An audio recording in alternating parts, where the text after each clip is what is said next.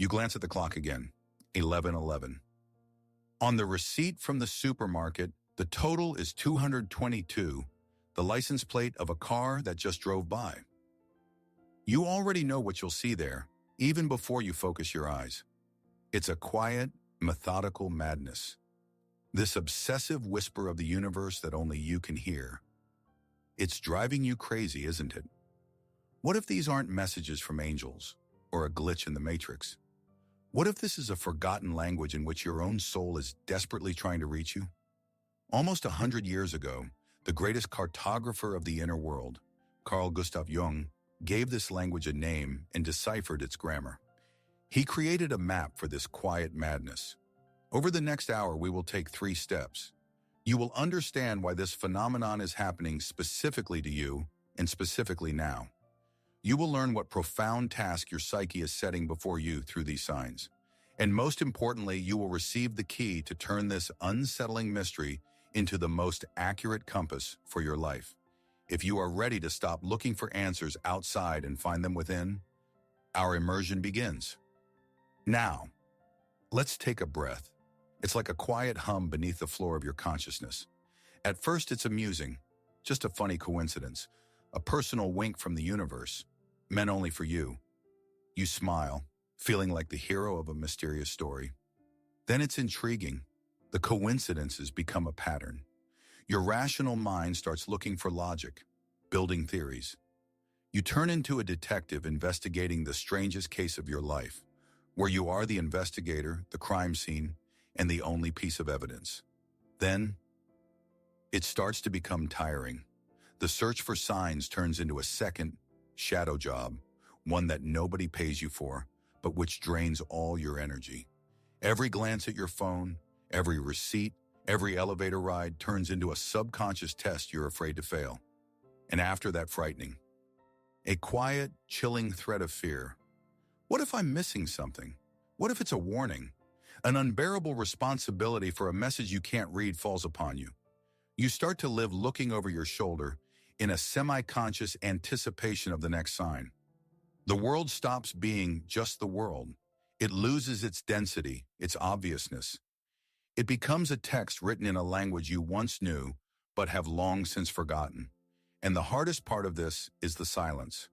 Who can you tell about this without being considered strange? And you are left alone with it, in the deafening silence of your personal miracle, which is slowly turning into a curse. And in this deafening silence, the main fear is born. The fear you're afraid to even say to yourself, what if I'm losing touch with reality? Let me tell you something you may have never heard, but that your soul desperately longs to hear. What you are experiencing is not a sign of insanity. On the contrary, it is a sign of awakening sensitivity. Your psyche isn't breaking. It's becoming more permeable, more sensitive. Imagine that the wall between your inner world and the outer world has become thinner, more transparent. You are beginning to pick up on the subtle connections, the invisible threads that link events and meanings, the true fabric of reality that a coarse, rational gaze simply ignores. Most people live in a world deafened by the noise of everyday life. Their internal receiver is tuned only to the loudest, most obvious signals. Yours, however, is becoming finer, more precise. It is beginning to pick up the quiet music of the world, the harmony of random coincidences, the resonance between your state and what is happening around you. This is not a pathology. This is a calibration, an attunement to a deeper level of being. So hear me now. You are not going crazy. You are beginning to awaken. But awakening is always a shift, a radical shift in perception. And it begins not with an answer, but with one simple yet most important step, with the right question. All the esoteric teachings, all the popular articles on the internet tell you to look at the sign and ask, what do you want to tell me? And therein lies their fundamental, almost tragic mistake. Because this question immediately places you in the position of a passive student and the universe in the role of an all-knowing teacher. It turns you into a recipient of instructions, someone waiting for a miracle, who scans reality in search of clues from the outside. But what if the right question sounds completely different? What if the sign is not a letter to be read, but a mirror to be looked into? And then the only correct question is, what do you want to show me? About myself. Hear the difference. To tell means to receive information from the outside. To show means to recognize what is already inside. The universe isn't sending you encrypted commands. It is simply holding a mirror up to you at the very moment you've forgotten what you look like. At the moment when your inner state, your anxiety, your hope, your unspoken question reaches its peak. The first question makes you look for answers in numerology charts. The second invites you into the most important dialogue of your life, a dialogue with yourself. And so, we hold this key in our hands, the idea that a sign is a mirror. This is a simple but incredibly powerful change in perspective. But there is one problem. To learn to read the reflection in this mirror, we must first make sure it is clean. And our mirror, the mirror of our perception, has been covered over decades with a thick layer of dust. The dust of popular misconceptions, cheap interpretations, and ready-made answers that are so convenient to download from the internet. Because a cloudy mirror will not show you your true face. It will show you a distorted caricature, assembled from scraps of others' opinions, superstitious fears, and sweet promises of instant enlightenment. Therefore, our first, most important task is not to gaze, but to cleanse. We must methodically, layer by layer, wipe this dust from our perception to see the clear, undistorted truth. And we will start with the main myth, with the thickest layer of dirt that prevents millions of people from understanding what is really happening. So what is this main myth, this thick layer of dust on the mirror? It is that the answer to your question is somewhere outside. The first, almost reflexive impulse when you see your number is to open a search engine and type, what does 1111 mean, or the meaning of the number 222? And you immediately get what you're looking for. A neat, ordered list of ready-made answers. Angels are near and support you. Your wishes will soon come true. You are on the right path, keep going. And this is the first trap. This approach is spiritual fast food. I understand why it is so tempting. It's hot, convenient, beautifully packaged.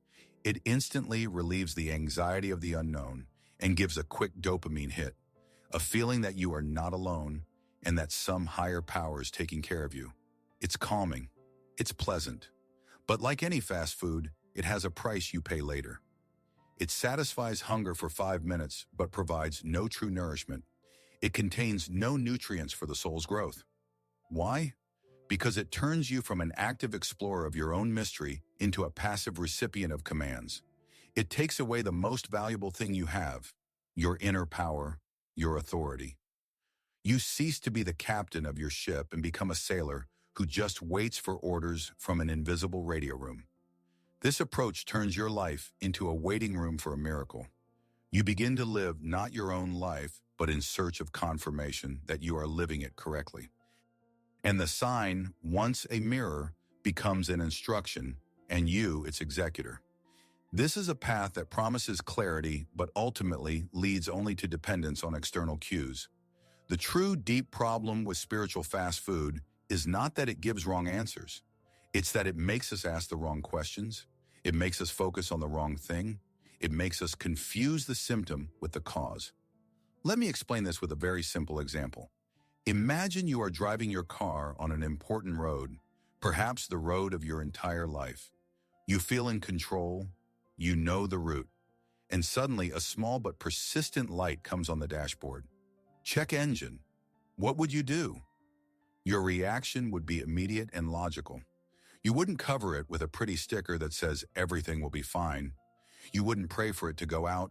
You wouldn't go online and search for the ancient, sacred meaning of the orange light on the dashboard.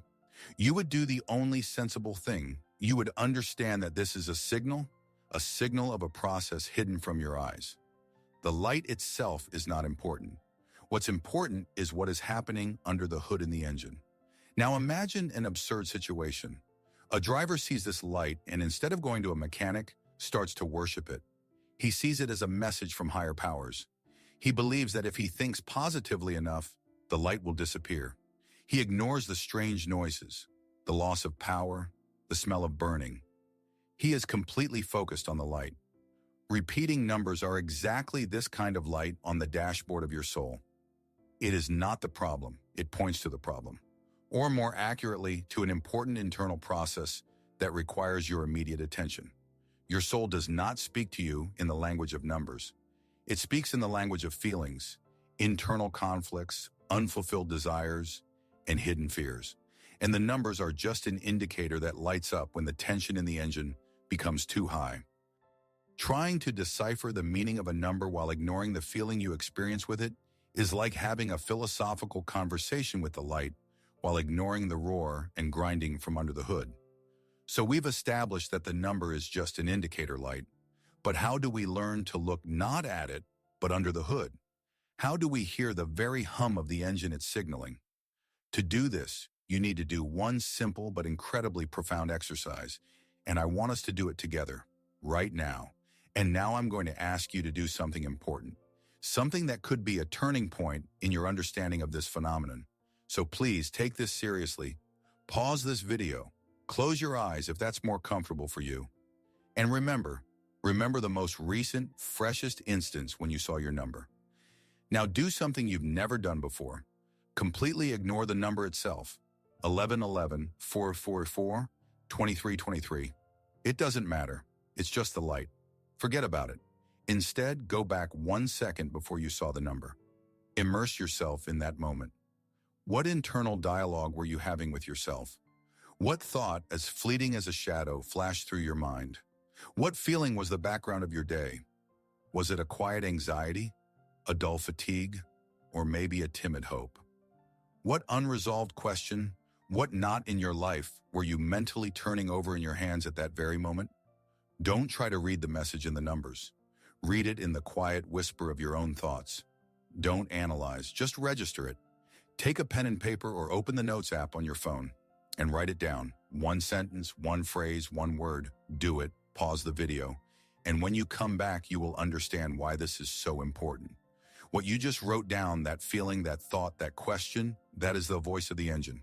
That is what the compass needle is pointing to. That is the key, not the number itself. But what was happening inside you in resonance with it? What you just did by writing down your thought or feeling is not just an exercise in self-reflection. It is an act of creation. You have built a bridge. On one bank of this bridge is a random, objective, external event, a number on your phone screen. On the other bank is your deeply personal, subjective internal state, a fleeting thought, a background feeling, an unspoken question. Until this moment, they existed in different universes, but the moment you wrote them down next to each other, you intuitively felt a connection. You saw that there is a resonance between them, a rhyme, and you are not the first to stand on this bridge, amazed by its existence.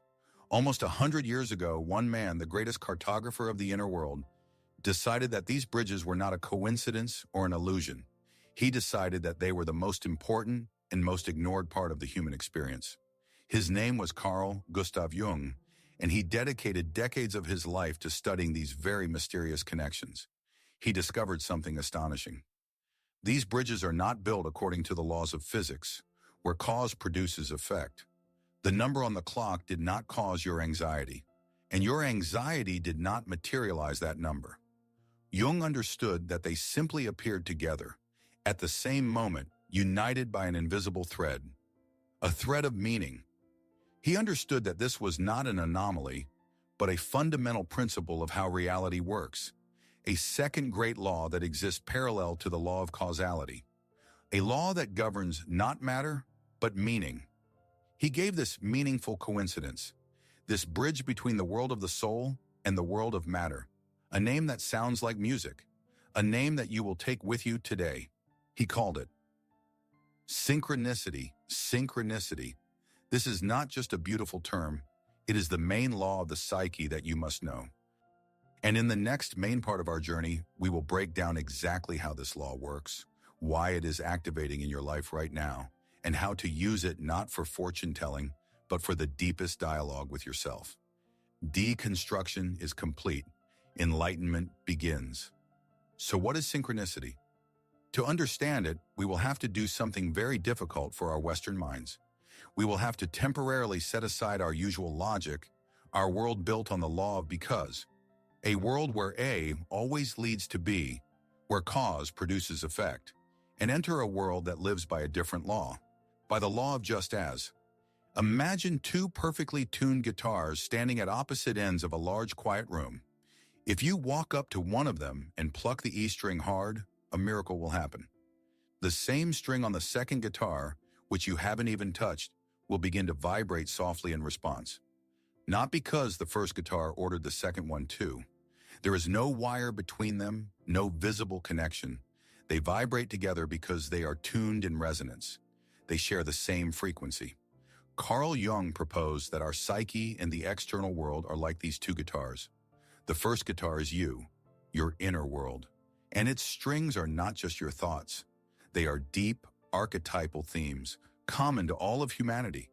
Loss, love, betrayal, calling, birth, death, choice. And what makes these strings vibrate is not just contemplation. It is what Jung called affect, a strong emotional charge, a powerful psychic tension that is often not even fully conscious to you. It's not just the thought I need to change my job. It is the deep, unconscious hum of the conflict between the strings of security and freedom. The second guitar is the objective, external world, the world of random events, numbers on clocks, songs on the radio, people you meet on the street. Synchronicity is the moment when you pluck a string inside your soul and suddenly hear the same note echo in the orchestra of the universe. When the string of loneliness vibrates within you with immense force, but almost silently, the world suddenly responds with an event that is tuned to the same frequency of meaning, and you see a number you saw on the day of a difficult breakup, or you hear a song that was playing then. The number is not a message. The number is simply the visible sound of this resonance. It is the moment when the vibration of the second distant guitar becomes loud enough for you to notice it. It is proof that your inner state and an external event are tuned to the same meaningful frequency. But why? How is this possible? Jung dared to suggest something breathtaking. He believed in what the ancient alchemists called unus mundus, the one world. The idea that the division into psychic and physical, into internal and external, is merely an illusion of our consciousness. In reality, they are two sides of the same reality, like a mountain that looks different from the north and from the south, but remains the same mountain. Therefore, what vibrates in the psyche is already vibrating in matter. Synchronicity is not a miracle. It is simply the moment when we notice this fundamental, unbreakable connection. The theory may sound abstract, but synchronicity is not a theory. It is the living, breathing fabric of life. Let me tell you Anna's story. Anna was an artist, or rather she still owned brushes and canvases, but she hadn't felt like an artist for a long time.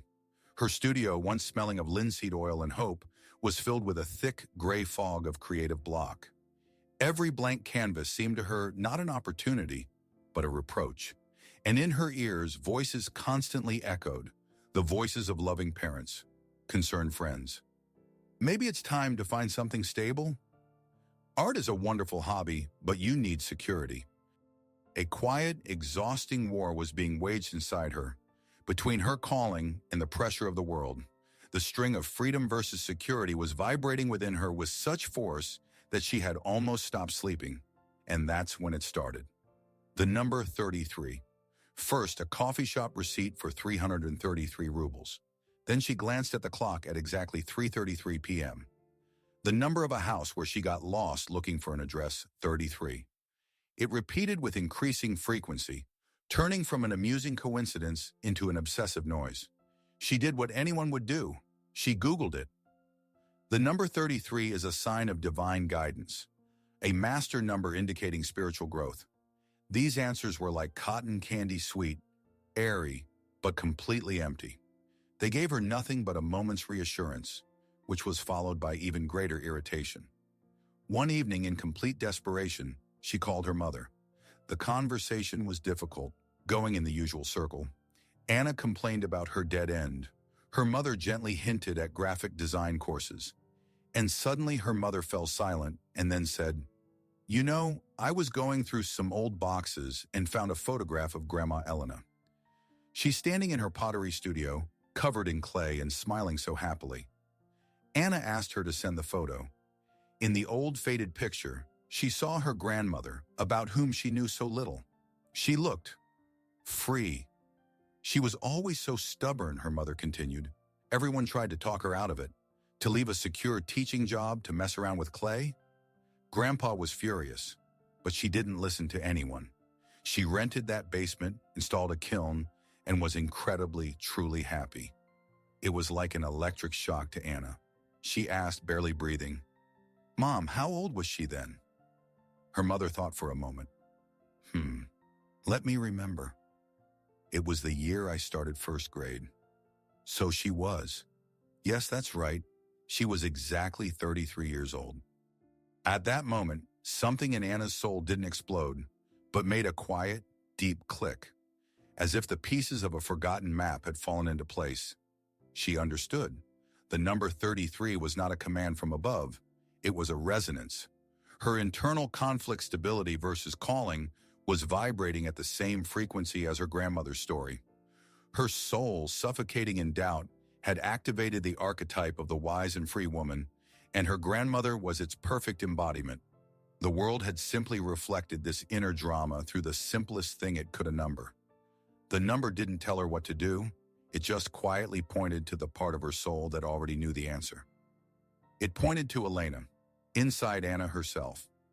Anna's story is a story about the invisible thread of meaning that connected her internal crisis with a number and a memory. And now, let's talk about your thread. Because Anna's story is your story, just told in a different language. Her creative block is your internal conflict, your unresolved question that you carry within you. Her number 33 is your 1111, your 222, your 1717. Her image of her grandmother is that part of you, that inner resource, that archetype, that is desperately trying to break through into your consciousness to help you. Now go back to your note, to the exercise we did in the first part. Go back to that feeling, to that thought you recorded. This is your entry point. This is the beginning of your story. Look at what you wrote and ask yourself a question. Not with your mind, but with your heart. What story does this feeling tell? If you wrote anxiety, what is this anxiety about? About the fear of failure? About the fear of being alone? About the fear that you will never start living your real life? If you wrote hope, what is this hope about? What unfulfilled desire is it whispering about? What forgotten dream does it remind you of? What version of yourself does it see in the future? If you wrote fatigue, what are you really tired of? Of the struggle? Of compromises? Of the role you are playing that no longer fits you? Your number is the cover of a book, a beautiful, mysterious, intriguing cover. And the feeling you experience the moment you see that number is its title. Your task, your only and most important task, is to open this book and start reading. Stop trying to decipher the cover. Gather your courage and read the first sentence, written in the language of your feelings. What does this book want to tell you about yourself? What inner hero, forgotten in the dusty closet of your soul, does it speak of? What dragon, which you have long needed to fight, does it warn you about? The number is not the answer. The number is the question that your soul is asking your consciousness. And you will not find the answer to it on the internet. You will find it only on the pages of the book you are holding in your hands right now. And when you open this book, written in the language of your feelings, you see its chapters, its characters, the forgotten parts of you, its plot twists. But every great book has one main, central theme, one thread that runs through the entire narrative. And there is one single question that, like a spotlight, illuminates this thread from the darkness. This is the main question that Jung asked his patients and himself when he encountered synchronicity. This is the question I want to give you today. Say it slowly. Listen to every word. What part of me, what aspect of my life, so desperately needs my attention right now that it has to shout through the coincidences of the external world? Notice how brilliantly it is constructed. It doesn't ask, what does the future hold for me? It doesn't ask, am I making the right choice? It doesn't ask, is this a good sign or a bad one? All those questions make you passive. This question, however, returns your power, your inner authority to you. It shifts the focus from divining the future to a deep, honest diagnosis of the present. It says the light is on, The engine is making noise. Where exactly? What have I stopped paying attention to in my own life? What part of my soul have I ignored for so long that it has to resort to such desperate measures to get through to me? And now I want to invite you to do something that will take our conversation today beyond this screen. I want to invite you into a shared space of exploration. I am not asking you to share the intimate details of your story in the comments. Your book belongs only to you. But I am asking you to share its title. One word. Think about this main question. And when the answer begins to form, crystallize it into a single theme. Share in the comments not the answer itself, but one word that describes the theme that your sign has pointed you to. Maybe it's freedom. Maybe it's relationships, or calling, or healing, boundaries, trust, forgiveness. Do this not for me. Do it for yourself and for everyone who is walking this path with you. And then scroll through the comments. What you will see will be astonishing. It won't just be a list of words. It will become a living, breathing map of the collective soul, a map of the themes that concern us all right now. You will see that the string that vibrates in you is also vibrating in hundreds, thousands of other people. And at that moment, you will understand you are not alone in your search. Your story is unique, but your theme is universal. Let's create this map together. Write your word. And as you look at this map of themes in the comments, at this forest of single words like freedom, calling, healing, you begin to understand something very important. You understand that we are all standing before similar, long-locked doors. This brings us to the most important, most healing shift in perception you can make today. Until now, you have seen these repeating numbers as an obsessive puzzle, as an anomaly, as a quiet glitch in the matrix of your life that you must either ignore or decipher. Now I suggest you see them as an invitation. Imagine that your consciousness is a house you live in, and synchronicity is a persistent knock on one of its doors. Quiet at first, then louder and louder. Who is knocking? It's not a stranger. It's not an enemy. It is your own soul, yourself, your true I, that whole part of you that knows your true path. It is knocking on the door of your consciousness because behind the door is a room you haven't entered in a long time. A room that your conscious ego considers dangerous, unnecessary, or just scary. Maybe it's the room of your childhood traumas, maybe the room of your buried talents, or the room of your vulnerability. Your ego has hung a do not enter sign on it and carefully avoids it.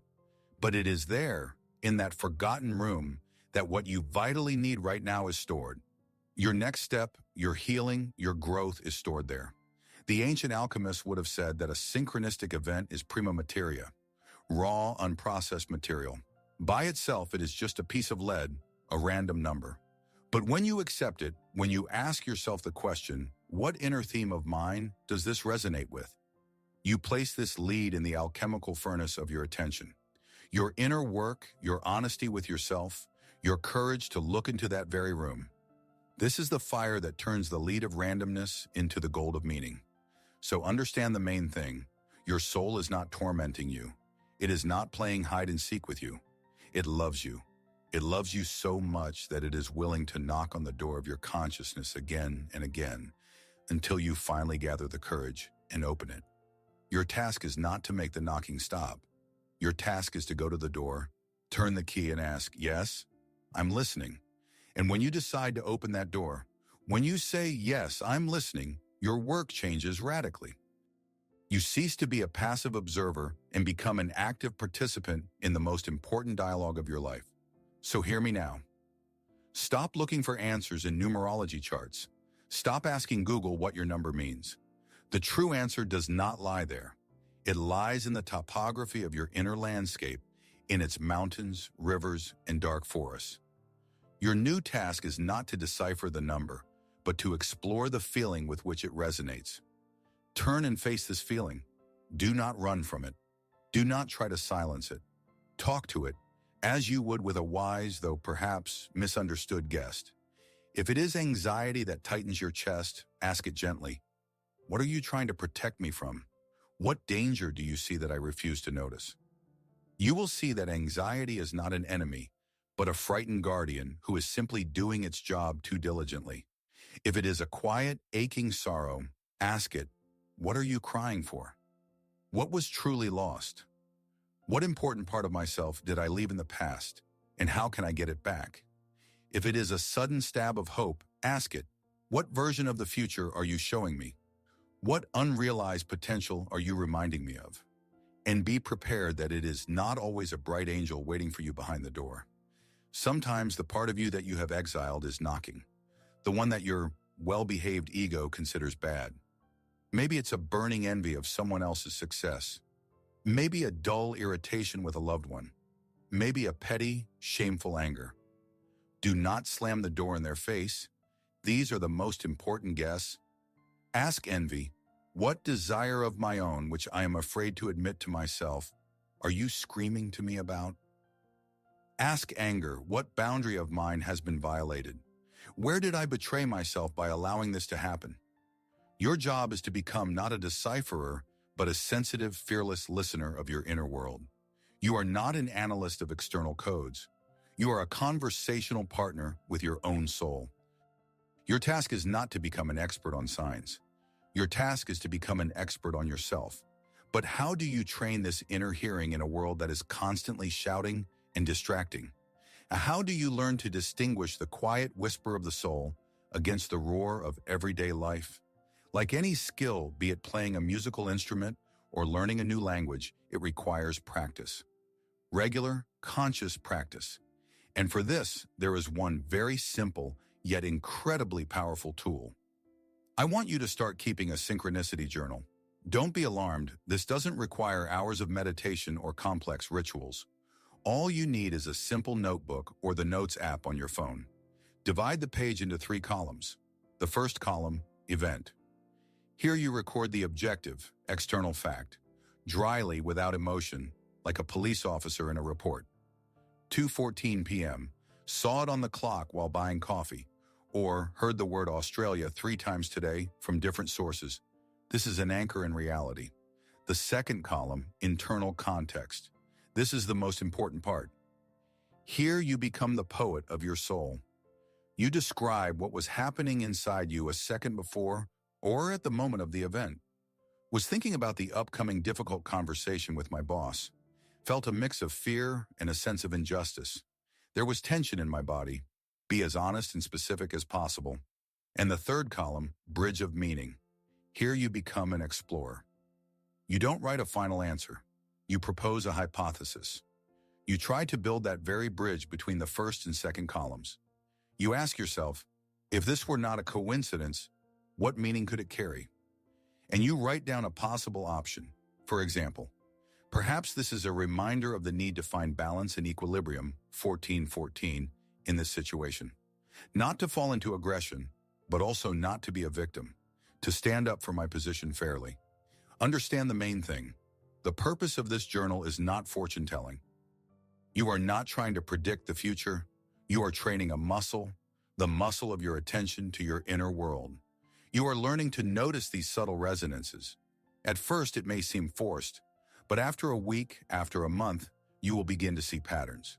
You will see that certain numbers or signs appear in connection with certain internal themes. You will begin to understand the unique language in which yourself speaks specifically to you. This journal is not a book of predictions. It is your personal phrase book for translating from the language of randomness to the language of meaning. It is the most practical step you can take to turn this unsettling mystery into your most reliable compass. And when you begin this practice day after day, week after week, a profound inner transformation will happen to you. It will not just be a change of habit, it will be a change of identity. You are no longer a victim of inexplicable phenomena, cast into an ocean of randomness. You are a conversational partner with your own soul. You are a co-author of the meaning of your life, which is born in the dialogue between your consciousness and your unconscious. The world has not stopped being mysterious. It never will. But you have stopped being lost in it. Why? Because you have found a compass, and its needle, unlike all other compasses in the world that point north, east, to some external goal, always points inward. It points to yourself, to your inner center, to that point within you that always knows where home is. And when you know where your center is, you are no longer afraid of getting lost on the periphery. That quiet hum, that obsessive madness that brought you here, it was not a disease.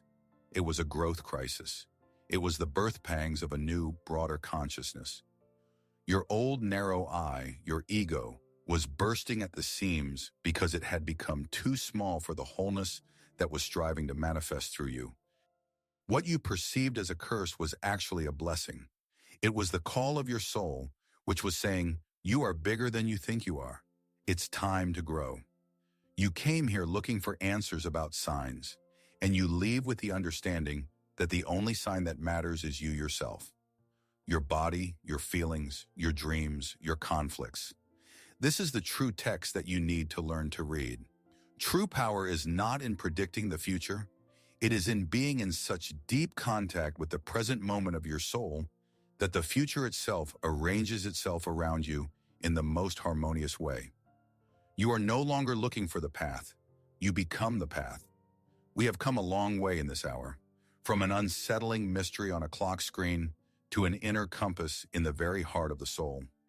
We descended into the dark mines of the psyche and emerged with grains of pure gold. Let us now mint in this gold the main shining insight that we have mined together. So what is the main law of the psyche that we have discovered today? It is that nothing is random because everything is connected, but connected not by the rigid threads of a predetermined fate that hold you captive, but by living, vibrating strings of meaning that invite you to a dance. Fate is a script written for you. Meaning is the music you create in resonance with the world. And when you see repeating numbers, know this. It is not the universe speaking to you. It is the universe within you speaking to you. It is yourself, your vast, true I, that whole center of your psyche that is wiser, older, and larger than your small, anxious ego. Imagine that your ego is a small boat, sailing on the surface of life, confident in its maps and routes. And the self is the boundless, deep ocean beneath it. Synchronicity is when this ocean sends a quiet but powerful wave to the surface to remind the boat of the limitless depth of which it is a part, so that the boat does not imagine itself to be the entire ocean.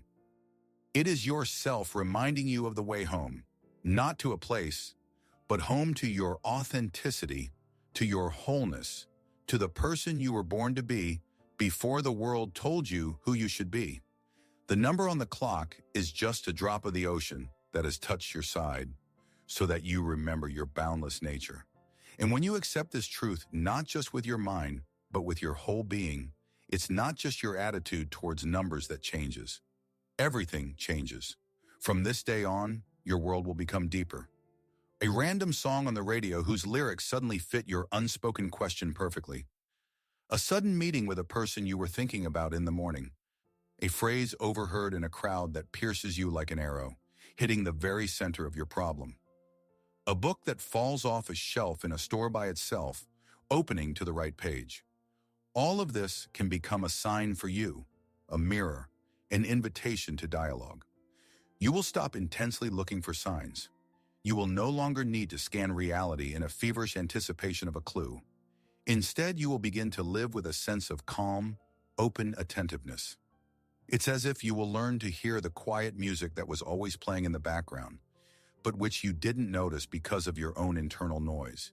You are entering into a dialogue with reality, where every moment can be filled with meaning, if you are willing to ask it the right question. This does not mean your life will become easier.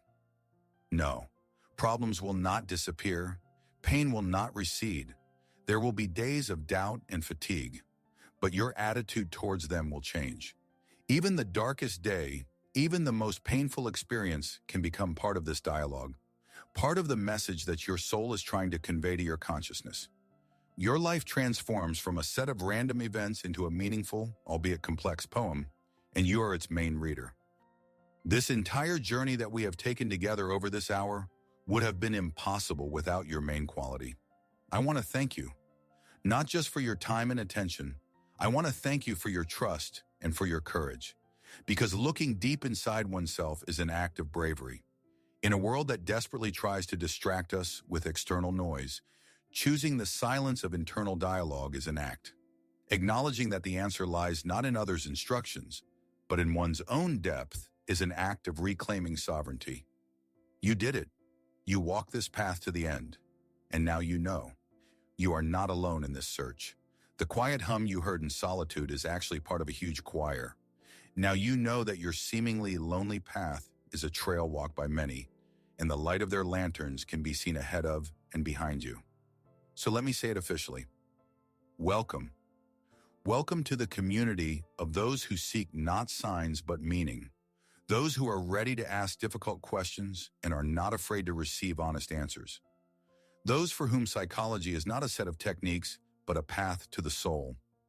Thank you for being a part of this exploration. And so that this community of seekers may grow, so that our joint explorations may become deeper and bolder, I ask you to do a few simple but very important things. If this hour-long journey was valuable to you, if you felt a resonance, subscribe. Your subscription is not just a click. It is your declaration of intent. It is your sign that you are ready to continue this path with us, diving into the most sacred mysteries of the human soul. Click the bell so you don't miss the moment when we open the map again and set off on the next expedition. And finally, think of one person, someone who you feel also hears this quiet whisper of the universe, who also looks at the clock with a sinking heart and cannot find an answer. Share this video with them. It won't just be a repost. It will be an act of deep understanding and support. It will be a silent message. You are not going crazy, and you are not alone. And as you leave this space and go back to your life, take one main thought with you, like a talisman. Remember the main lesson of today. Do not ask what the sign means. Ask what it makes meaningful in you. The journey continues.